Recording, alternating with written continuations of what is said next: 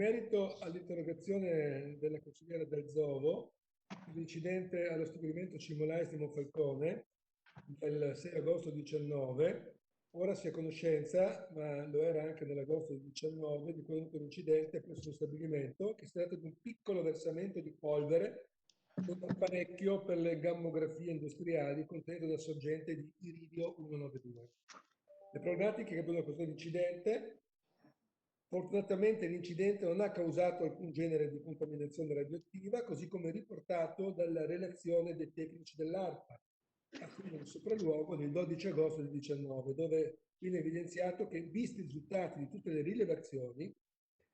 si ritiene di escludere la presenza di contaminazioni radioattive nella zona in cui è avvenuto l'incidente segnalatoci. Per la domanda di quali sono i risultati delle verifiche messe in atto dai vigili del fuoco e dell'ARPA durante il sopralluogo, questi due istituti hanno misurato il valore di irraggiamento nelle zone in cui è avvenuto l'incidente, hanno inoltre effettuato 4 test per la misura della contaminazione superficiale sulla superficie e di 40x40, presumibilmente vicini al punto in cui la sorgente di iridio ha toccato il pavimento. Non solo, hanno proseguito la ricerca di altri radionuclidi artificiali con particolare attenzione al selenio 7,5 e al cobalto 6,0, tra i più frequenti utilizzati in gammografia. Se si intende una politica di comunicazione più chiara possibile, è interesse ovviamente nostro far sì che sia totale trasparenza tra le istituzioni che rappresentano i cittadini, al fine di avere ovviamente un rapporto di fiducia costante e scevro da ombre. La politica di una comunicazione trasparente è un tema a me molto caro. Gli uffici poi adempiono da quelle che sono le mie verifiche a quanto con rigore, a quanto necessario. Gli aspetti della gestione del rischio e della comunicazione, però lo dico anche in questo caso come nel precedente, sono conseguenti del piano di emergenza esterno che è di competenza della prefettura, in questo caso anch'essa di Udine, e che ha visto ovviamente la collaborazione di tutti gli enti deputati al presidio di questa tematica. Quindi ci prendiamo la responsabilità, non mandiamo la palla in tribuna, però non tutto è di nostra competenza. Ringrazio. Prego, consigliere Dal Zovo.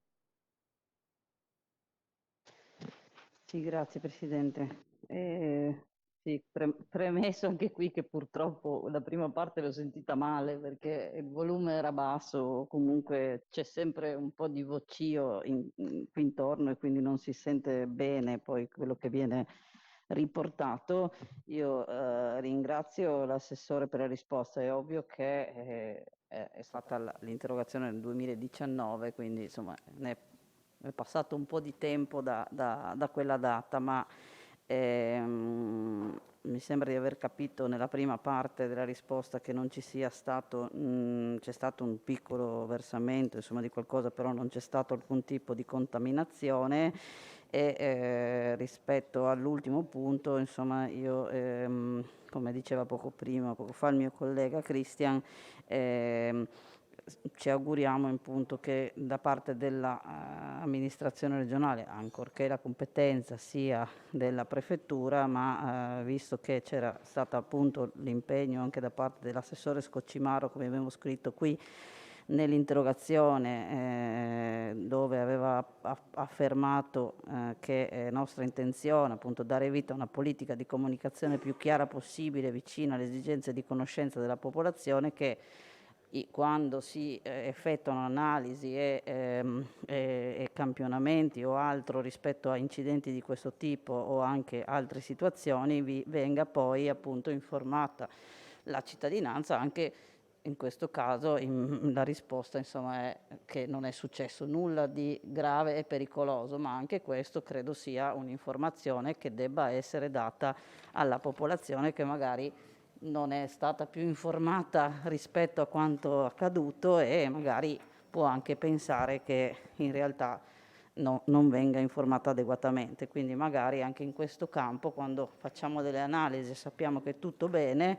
informiamo i cittadini di quel territorio che è andato tutto bene. Grazie consigliere Dal